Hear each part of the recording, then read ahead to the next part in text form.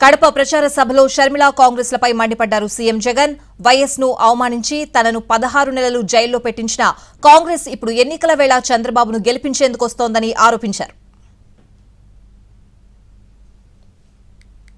అదే టీడీపీతో కలిసిపోయి ప్రత్యక్షంగా ఒకరితోనూ పరోక్షంగానూ ఇంకొకరితోనూ కలిసిపోయి వైఎస్ఆర్ అనే పేరే కనపడకుండా చేయాలనే కుట్రలో వీళ్ళందరూ కూడా క్రియాశీలకంగా పాత్ర పోషిస్తూ ఉంటే నేను అడుగుతా ఉన్నా, ఇలాంటి వాళ్ళ వైఎస్ఆర్ వారసులు అని ఒక్కసారి మీరందరూ కూడా ఆలోచన చేయమని కోరుతా ఉన్నా. చంద్రబాబును గెలిపించడం కోసం, మన ఓట్లను చీల్చడం కోసం ఈరోజు కాంగ్రెస్ పార్టీ ఆంధ్ర రాష్ట్రంలో రంగప్రవేశం చేసింది అని అంటే చంద్రబాబు రాజకీయాలు ఎలా ఉన్నాయని ఒక్కసారి గమనించమని అడుగుతా ఉన్నా. ఇదే చంద్రబాబు మనిషి రేవంత్ రెడ్డి.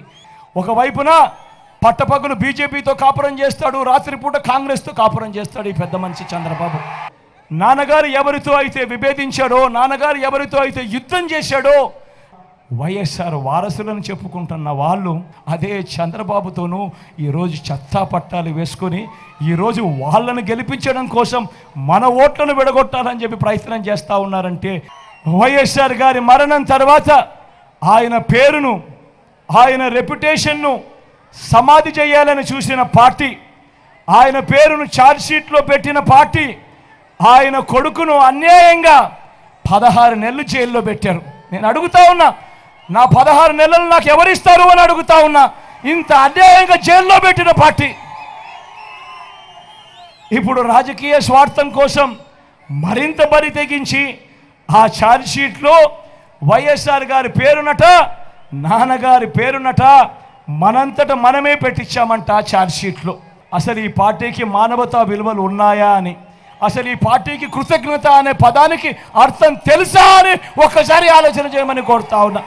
నాన్న చనిపోయింది 2009. ఈరోజు ఇన్ని సంవత్సరాల తర్వాత ఈరోజు ఇప్పుడు నాన్న సమాధి దగ్గరికి వస్తారంట, ఏడుపుల పాయకు వస్తారంట, నాన్న సమాధి దగ్గరికి వస్తారట, చూడడానికి వస్తారట, ఢిల్లీ నుంచి వస్తారట, ఇన్ని సంవత్సరాల తర్వాత వస్తారట, ఎన్నికల వేళ వస్తారట, ఎన్నికల కోసం వస్తారట. ఆ పార్టీకి ఆంధ్రప్రదేశ్ ప్రజలు వైఎస్ఆర్ గారి అభిమానులు ఏనాడో సమాధి కట్టారు.